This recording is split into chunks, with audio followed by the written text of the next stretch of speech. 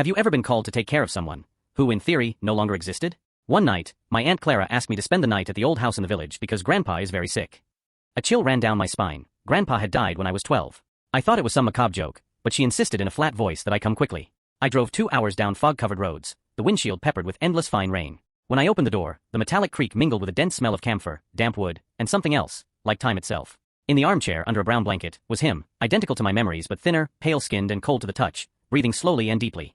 His half-open eyes glimmered for a moment as if he recognized me, and my throat tightened to hold back a cry. Clara appeared behind me and, without lowering her voice, confessed that 8 years earlier she had forged his death certificate to avoid having him institutionalized. He hated hospitals, and dementia had been advancing too quickly. All that time she had kept him hidden, moving him to another room whenever visitors came, inventing grief, the grave, and the plastic flowers.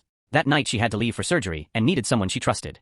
I stayed by the fire, listening to the groaning beams and the wind whistling against the windows, keeping watch over his restless sleep. At 4 a.m, he opened his eyes, looked straight at me, murmured my name and a word I couldn't recognize.